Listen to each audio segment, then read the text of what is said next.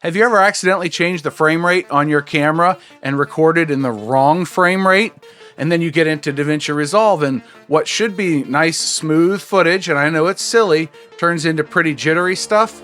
Yeah, welcome back to Creator Reality, my friend. Today I'm going to show you how to check your footage frame rate, your timeline frame rate, your project frame rate, and fix the issue, mostly.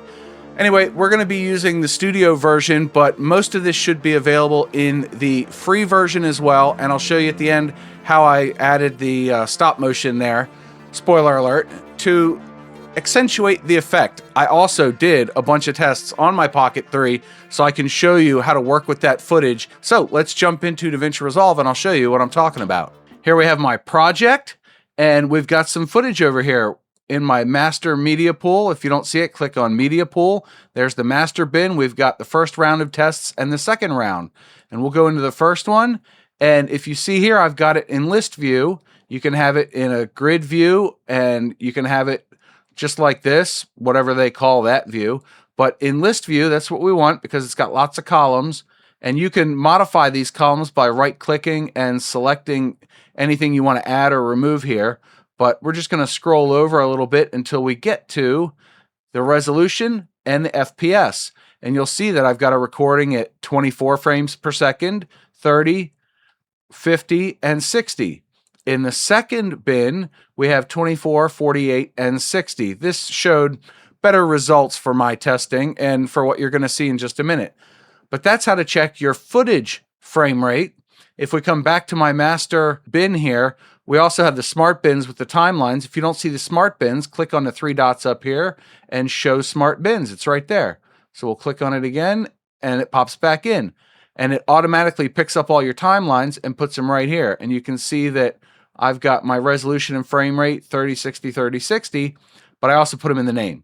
We can right click on any of them, go to timelines, timeline settings, and under format, you have resolution, aspect ratio, and the frame rate. And it's grayed out because it's been used. It's had footage added to it. It's been tinkered with. You get to select the frame rate when you create a new timeline. I'll show you that in just a second. But this one's set to 30. And then this one, if I right click and go to timeline settings, it'll be at 60.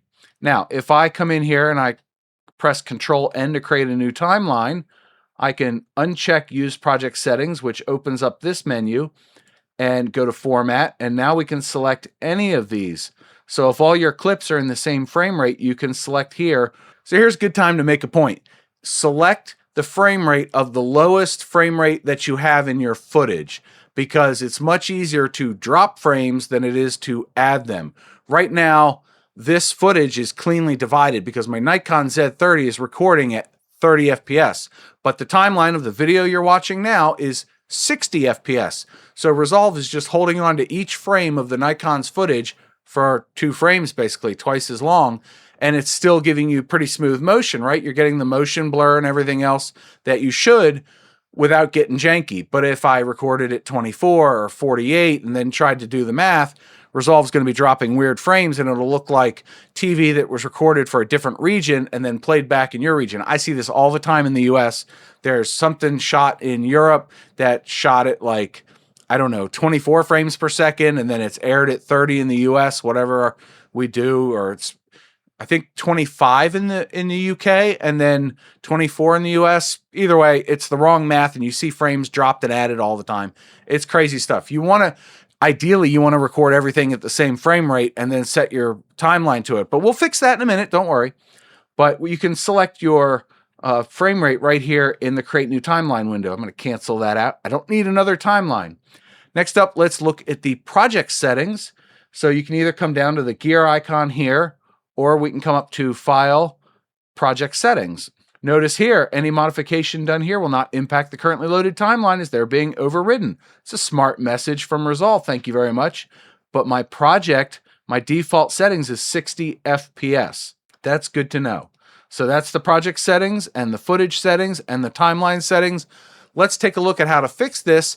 Here we have my 60 FPS timeline. We've got a clip at 24, a clip at 48, and a clip at 60. Let's go ahead and take a look at that and play it back. This clip was recorded at 4K 24 frames per second. And I'm going to move around just a little bit just enough. I'll wave my hands, both of them. And this should look pretty choppy in a 60 FPS timeline. So yeah, do we have enough movement? Good. This clip was recorded in 4K 48 frames per second. We'll do a lot of the same movements. Yep, I know. I'm trying to roll a chair on an uneven surface. Not very smart of me, but this is the best I can do today. That's the movement. Yep, we're looking pretty good. Okay, good. Done. Now this clip was recorded at 4K 60 FPS. Wave my hands, move my chair around, move across without running into other stuff in the room.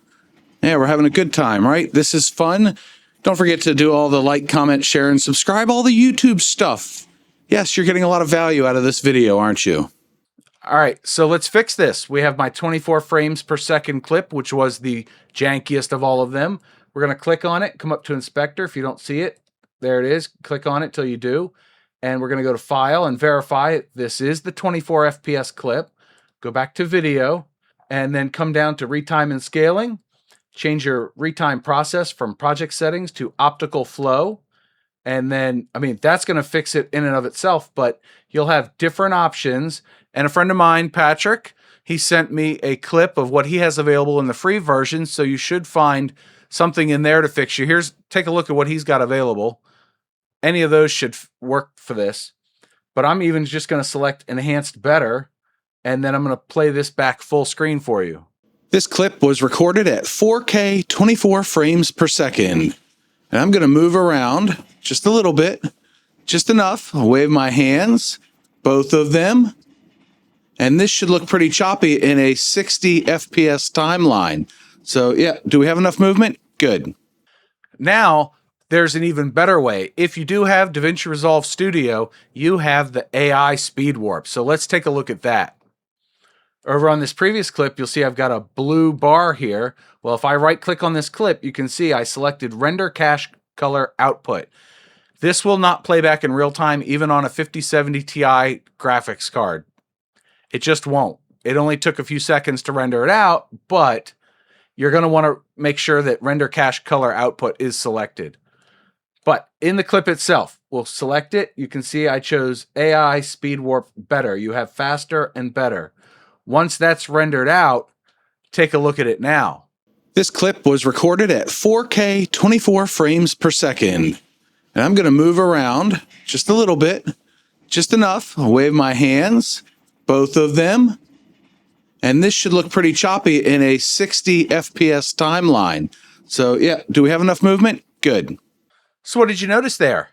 If you were paying attention, you could see that on the non-AI version, my hands, when they moved around, they got kind of wobbly and warbly. That happens because it's not using the AI version to really clean up the finger movement so that it has the proper motion blur without becoming jello fingers.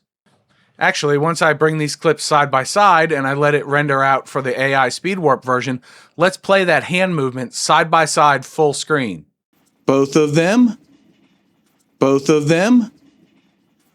Both of them. See how much better that looked? So if you have access to the AI Speed Warp, you're pretty much golden. It's going to look great if you have mismatched frame rates. Pretty cool, huh? Now, one final thing before we close this out, let me show you that stop motion feature. So if we go back here, this is a 60 FPS timeline, right? And we have a 60 FPS clip. We'll verify it by going into our inspector, 59.94, close enough.